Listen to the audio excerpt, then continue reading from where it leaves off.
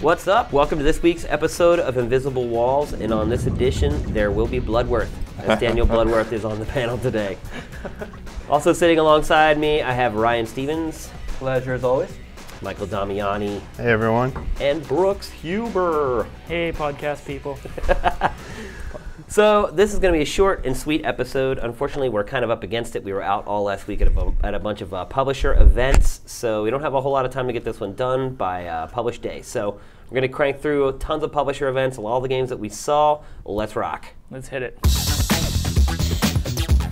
All right, first off, we're going to talk about Sony's event from last week. They showed Killzone 2, an updated version of Little Big Planet, MotorStorm 2. Pacific Rift. Pacific Rift. That's right, it's not technically called MotorStorm 2 anymore. Because it doesn't really seem much like a sequel. No, and they showed some cool PSN games as well, but obviously the big topic, Killzone 2. Lots of hype around this game ever since it was first, well, kind of shown.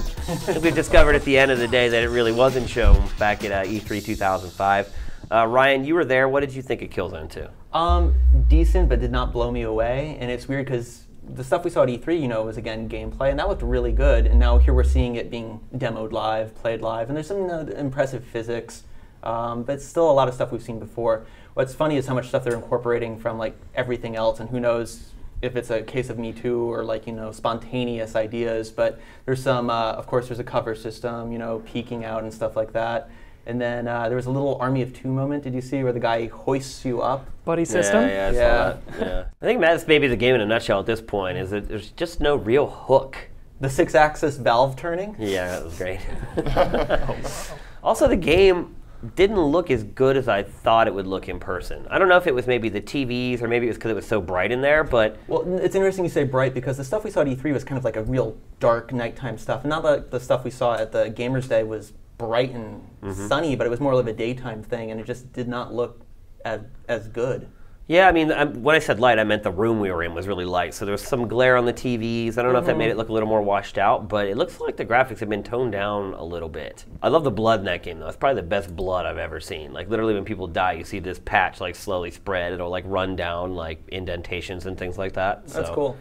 I think I talked to somebody a while ago about it, and they said that there will be points where like you're walking and blood will like drip down from above you, like down onto the ground, and that like clues you in onto some things in the game. So, kind of derivative, I guess, is the best way to describe it. Yeah, it's really. I mean, we saw the second level, the two parts of the second level, and it was really like advance, clear some areas, advance. You know, lots of exploding barrels. Yeah, they're everywhere. Barrel.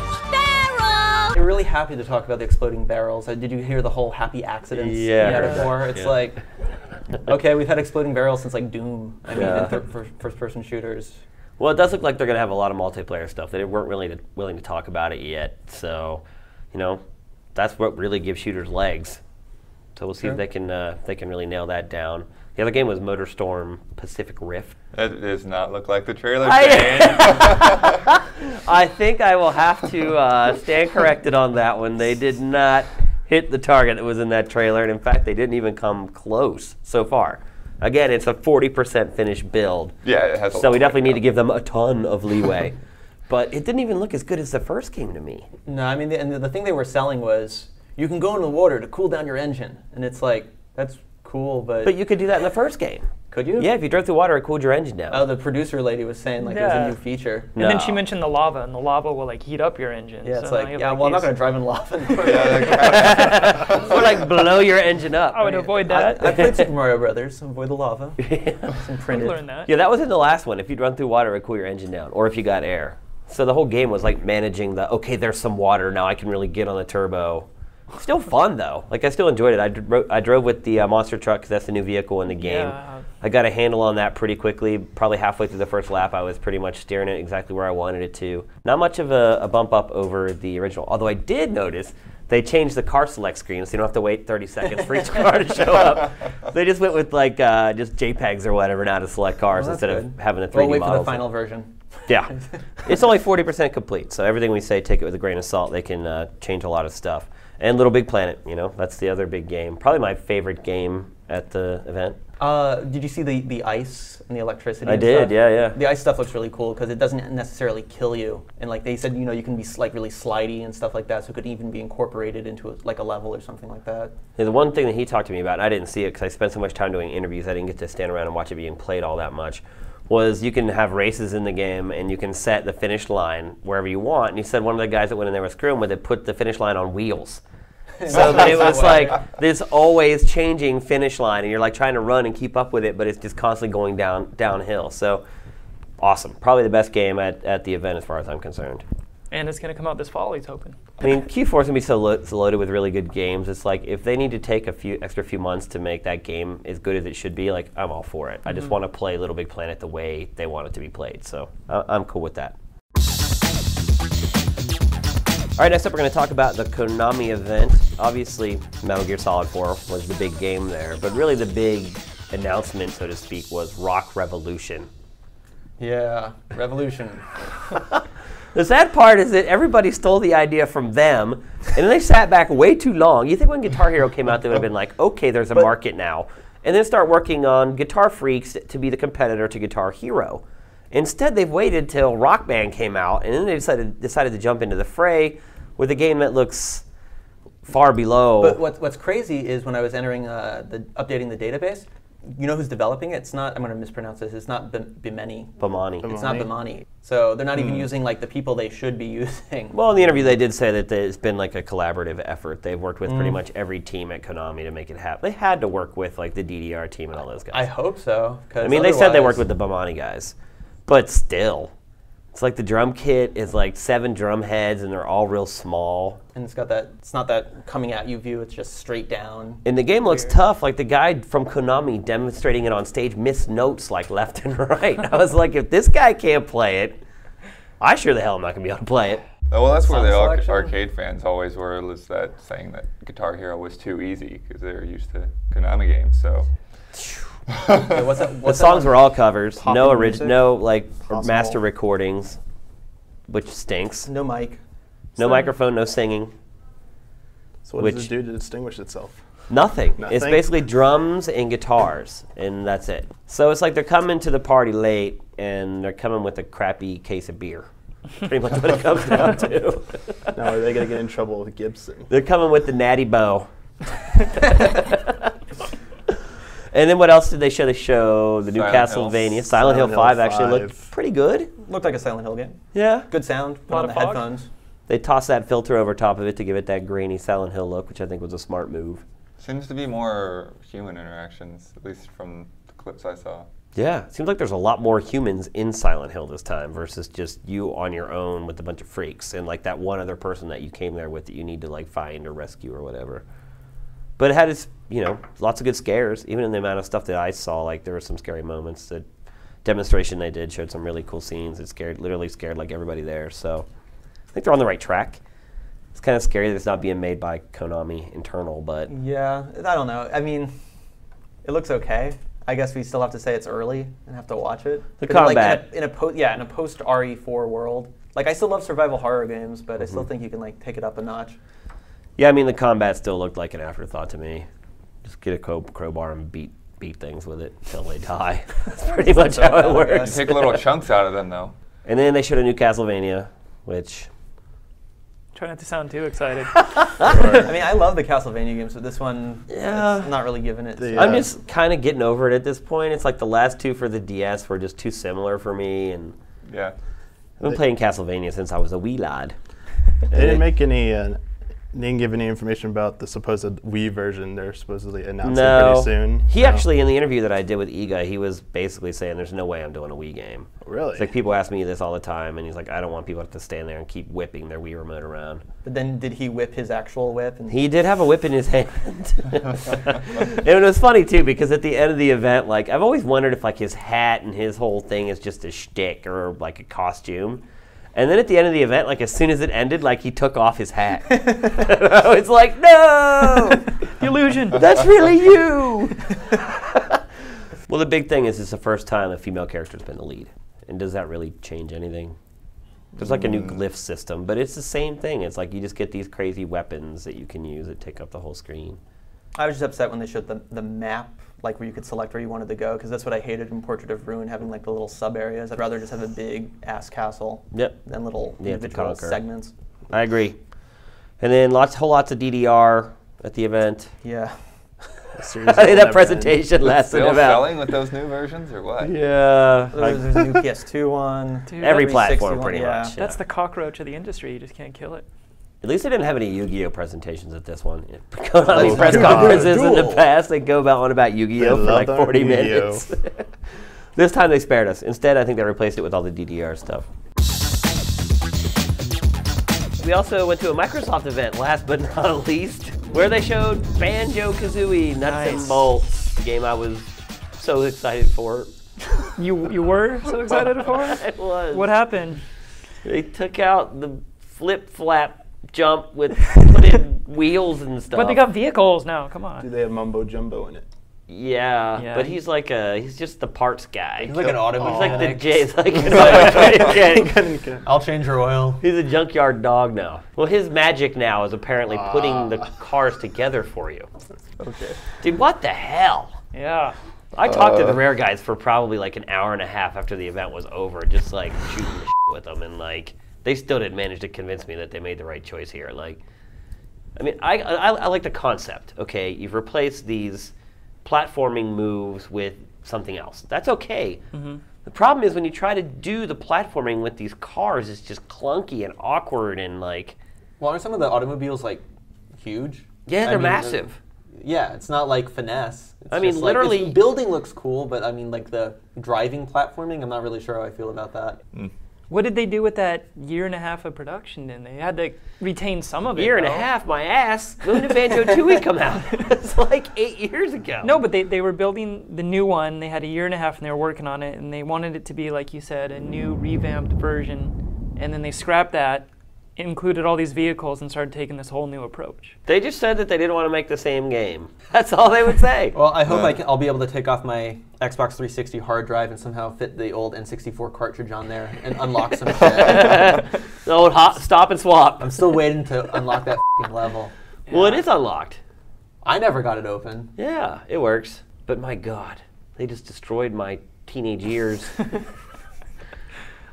I mean, you know, I tried to screw around with it, and it was kind of cool. Like, I snapped together a car, basically not paying any attention at all to what I was snapping together, much to the chagrin of the woman who's trying to demo it for me. She's like, no, you probably shouldn't do that. No, I mean, that's probably not going to work. And I'm like, just leave me alone. Let me build. I'm like, I know it's not going to work. That's the idea. Like, So basically, I made a helicopter with one big-ass wheel and a prop on the top. With springs. And when it landed, it would just kind of fall over. So that was kind of cool, like creating it and then just seeing what it would do. That was probably the fun part. Would I want to traverse platforms with that thing? Hell no. But what was the building mechanic like? I mean, was it pretty user-friendly? Yeah, I mean, you don't have to like make sure that like the engine's connected to the gas tank or anything like that. You can just basically make sure all the parts are there, no matter what order they're snapped together in, and then the game, that's where Mumbo Jumbo comes in. Oh. so is it just going to be endless, like, you've unlocked a new carburetor. Yep, You have a catalytic converter. yep. I mean, Right. You got some struts. if you build like a flying one, though, if you build one side heavy, the other's aerodynamics is going to be affected like that? Yeah, I mean, Or- it's not completely Not really? accurate. I mean, it will make it lean to one side a little bit, but it'll still kind of work. Like, they basically give you the benefit of the doubt with the game. Couldn't they started a new franchise to sell this idea instead of taking Banjo? But they're following Nintendo's lead, which is they always slap Mario onto a new concept to make the average person at least give it a chance. So, you know, it's worked for Nintendo for years and years. Why wouldn't it work for them? Does BanjoKazooie still have that sort of name recognition beyond, like... No. That's probably why it wouldn't work for them. Yeah, I mean, it also, the concept has to be good. That's the catch. And I mean, we've all built vehicles and things like that in games before. Yeah. They should have, honestly, like, why didn't they make it a Blast Core game? Isn't that kind of, like, perfect? I like to destroy things. I like to drive vehicles, yeah. Blast Core is great. I love Blast Core. They used to make some really awesome games, man. What the hell happened to them? Even a game about little dump trucks was fun to play when they made it. But Yeah. that's the old Rare. May they rest in peace. May they rest in peace. And then the rest was New Viva Pinata. Ninja Gaiden 2, I think we all know that's a known quantity, Fable 2, which wasn't playable. yeah. We had, like, interviews with Peter. And then Gears info. Two but Human. Gears wasn't playable. They did a demo of the same level that they basically put that exclusive trailer together with. So, basically they took all the best parts of that run through to put in the trailer. So by the time I watched it, it was kind of like, not that big a deal. Looking good though. In person, I got to see it. It looks good. I mean, it looks like the trailer. That's looking good. And Shane Kim say anything interesting? well, I asked him about the motion controls. You know, everyone was saying that they were coming up with some motion controller for the 360, and I don't know. The vibe I got from him was no, they're not really working on it. He made some line about how they're always doing R&D for both, you know, online and software and hardware. But he made a point to say, you know, we feel like we need to do our own thing, which I was impressed with. Like, it really would be easy for them to just create a motion controller and just suddenly try to steal away Nintendo's audience. But the vibe I got from him was that's not what they want to do. They want to keep, you know, to their own path and do what they had planned on doing the whole time. So I have to give some props to them for that instead of just taking the easy way out and trying to steal Nintendo's thunder. All right, next up we're going to talk about Sega. Yes, they in fact did have an event last week, but you wouldn't know that if you came to our site because they gave away no video for it whatsoever. I guess part of that is our fault because they're holding a lot of that stuff for Game Trailers TV. So we ended up screwing ourselves on that one. Yeah, set your TiVos. We got a Golden Axe. Golden Axe. Said that like you're unsure. Yeah. Well, I was thinking Golden Axe or Altered Beast. It's one of those. I get them foggy. Golden in the mind. Axe, Beast Rider. Beast Rider, that's why you have them too confused. I mean, they should do a team up. Yeah. Crossover. Altered Beast Rider? What? Altered States Rider. That'd be pretty good. But speaking of Golden Altered Beast, whatever you want to call it, it's the most bloody game I've ever seen in my life. Like, literally, like, they chop people in half and, like, an elephant's worth of blood comes flying out of the body. They're like, but it's a little bit like God of War. Like, you kind of go down these cattle shoot type environments, and there's lots of, like, a pretty in-depth, like, melee combat system. There's some magic in there thrown in for good measure. 5 different beasts that you ride around, and then obviously your beasts fight the other beasts, and they all have different attributes that affect how they fight and how they traverse the environments. A lot of nods to the old Golden Axe, which I think is sweet. Of course, the big story from Sega's event was Mad World. And I think that is the one piece of footage that's out there, and only because it was leaked and Sega's like bugging out about it, but it's too late now. Because yeah, we went to see that as E3 judges, and we're sitting in the room, and they're like, "We just want you to know that you and the group before you are the only people in the world that have seen this game." And I'm like, "Oh, okay." And they're like, "Don't talk to it about it with anybody." And I got out, and I was like, "Oh, I want to talk about this game." So I started talking to Ryan about it, and I was like, "Oh yeah, so they showed this awesome game that I can't tell you about." And he's like, "Is it Mad World?" And I was like, "Yeah." He's like, "The video's already out there." I was like, "You got to be freaking kidding me." It's the internets. Yeah. It's the cell phones. We did see the game demoed though, so that is really what the game looks like. All Pretty cool. grayscale, except for the blood, of course, that's why they said they did it in grayscale, so it would accentuate the blood and the violence. I mean, it is certainly gratuitous. You think? Yeah, there's like human darts in the game where you just pick up a bat and just start batting dudes onto this spiked like dartboard. Yeah, it kind of reminds me of like the first Manhunt. Doesn't it? Like the whole theme of just going around and finding different ways of killing people. Yeah, I love when he took like the signpost and just jammed it through the dude's Oh, that was mouth. great. And the guy's like all moving around, and the signpost is like flying through the air. Like, it's pretty sweet. That looks good. Definitely on the radar. Yeah, I mean, obviously it was an early demo that they showed us. The only thing was that the enemies just kind of stood there and waited for you to come up and kill them. Obviously that'll be fixed before release, but yeah, looks like that in person. I think they were really smart with messing with the art style because it kind of masks how underpowered the Wii hardware is. Like watching that game, you really couldn't guess which platform it was for because it's all black and white. You don't really get to see like texture quality really clear and things like that. So I think it's probably a smart way to utilize that hardware. And then Sonic. Do you get hands-on with Sonic Unleashed? No. Did anyone? I saw one of our competitors did something called an eyes on. I'm not going to single them out, but I thought that was pretty hilarious. We just got to basically watch them play through one level of the game. And it does harken back to the old Sonic. Obviously, it does go to like the side view a lot more often than the Sonic Adventure games did. But still, a lot of it is like running into the screen like Sonic Adventure. But is it going to feature like all 12 of those crazy characters? No, they said they're cutting out like all those stupid peripheral characters from the game, which they'll definitely be better for it. And I also asked them if he'd be able to kiss a hedgehog, if a hedgehog would kiss a woman in this one. They said no, they think that they're not going to include that. Oh, there goes our furry viewers. Yeah, man. all 3 of them. Oh, how about the spy game? Alpha Protocol? Yeah. Oh, that's going to be on GTTV, right? That is, yes. That's what I was saying earlier. It's like we screwed ourselves on that event. And I'm sure, Did you get to see a trailer for it, or? No, they didn't even show a trailer for that at No. all. So some of the other ones they did, like they showed Aliens, they showed a quick like minute-long trailer or something like that for that game, but nothing for Alpha Protocol at all. All right, we also went to an EA event last week. Yes, last week was brutal, man. Like, I'm getting too old for this crap. Seriously. Yes, you are. Like, I'm not joking, man. Sleeping 3 hours a night and getting up and working an 18-hour day, like, I can't do it anymore. And then there was that rare San Francisco heat wave. Yeah, it was 101 degrees in San Francisco. I lived there for 6 or 7 years. It never got above like 92. It just so happens a week where there's, what were there, like 8 events or something in one week? Yeah. It was just scorching, like oppressive heat in San Francisco, which is just nuts. But we did go to an EA event. EA had its Gamers first Day event. there. What'd you say? It was actually the first It event. was. It was the one that kicked off the entire week. I guess in hindsight, kind of a whole lot of stuff that we've already covered like a bunch of times before. Yeah, a lot of PC stuff, a lot of Battlefield franchise. Battleforge, I guess, was the big new IP. RTS with cards. Okay. It's like a card battling Seems RTS cool, game. but- Yeah. Not, Looks like you have like one Goliath that like goes on your team or whatever, and as you like defeat enemies, you get their card, and then you can use them in battle. I will say Left 4 Dead can do no wrong with me. Yeah, Like, yeah. We're watching it and like there's so much clipping. We were seeing these zombies do the same animation while they're standing next to each other. It looks like they're in like a conga line or something like that. I'm like, I don't care. Who This game cares? looks, this game looks so much fun. It just looks fun, yeah. Yeah. I mean, it would be nice if the visuals were a little more polished, but is it really going to impede your enjoyment of that game? Probably not. No. You're gonna be killing zombies. Yeah, with 3 other friends. You're getting attacked by waves of zombies. Or bots if you don't have any friends. That's going to be one of those games where the headset is just going to be crucial. Yeah. Hearing like your friends scream and shit, and you're like, where are you? I want to save you. Man down, man down. Yeah, that game looked hot. I think everyone's going to like that game when it comes out.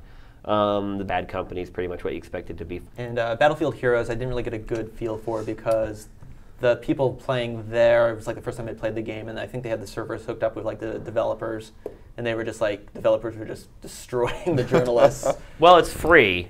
It only ships with 2 maps, which, unless those maps are huge and you're playing with like 400 people, you're going to wear that out pretty quickly. So Vehicles look cool, they have the flying and the tank, but I mean, it's basically like a You have a Battlefield for dummies. Looked like Battalion Wars a little bit with the style of it. Yeah, the art Yeah. style is more kind of like Team Fortress Team looking. Fortress, Very simple. Basically, just hop in a vehicle and press a shoot button or just drive. It's just a very simple, massively multiplayer. could have shooter. used a win button that night. Yeah, for the journos, they probably could have used one. And then, they didn't really Oh, show. skate it? Yeah.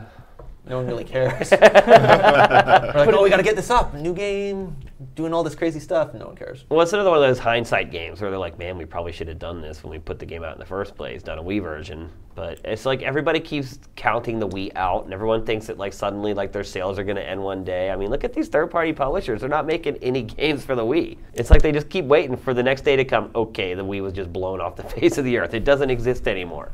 But it just seems like third-party publishers just keep blowing it off. And no Tony Hawk this year, so Nope. probably even a better move getting it on the Wii this year. Yeah, it might work out for him in the end. I mean, good games on the Wii sell. Look at Guitar Hero 3. It sold through the roof. I think it probably outsold the PS3 and 360 versions. So maybe third parties will wake up. You'd think they'd want to make some money, right? Yeah, they need to just market a little bit better. Market what? They're games. You don't really see commercials or anything for a lot of third-party games. Yeah, it's because they're spending all their money in like Good Housekeeping and seriously, there are Wii ads I'll in all pick up those magazines like that. Better Homes and Gardens. Yeah, I go home to my mom's house and I look at her like knitting magazines, and there's like an ad for like Wii Fit or like brain training. There's it's obviously working. They're Yeah, hitting definitely. a market that That's cool. I had no idea. yeah, I've seen lots of ads like that. It's pretty wacky. But yeah, I mean EA's event, nothing, Mirror's Edge wasn't there, which is pretty disappointing. I think we all want to check that out. Obviously a lot of our users want to check it out because everything we put up for that game does really well. So yeah, kind of a wash with EA. The stuff they had there looked good, but nothing new. All right, so that's going to do it for this week's Invisible Walls. Hopefully we gave you guys lots of good info, though. Ryan, in the meantime, I know we cut the questions from this week's show. How can they get at us for next week? On the Hook will definitely return. And as always, send your good questions and comments to invisiblewalls@gametrailers.com or go to invisiblewalls.gametrailers.com and leave some comments there as well. So we put up some really hot stuff. We're doing some really cool retrospectives right now. The Metal Gear retrospectives are probably some of the best ones we've done. I think they probably even top the Final Fantasy retrospectives as far as how in-depth they go. Definitely check those out. Check out all the event pages for all the details and the stuff we talked about today, and we'll see you next week. Peace. No! Illusion. That's really you!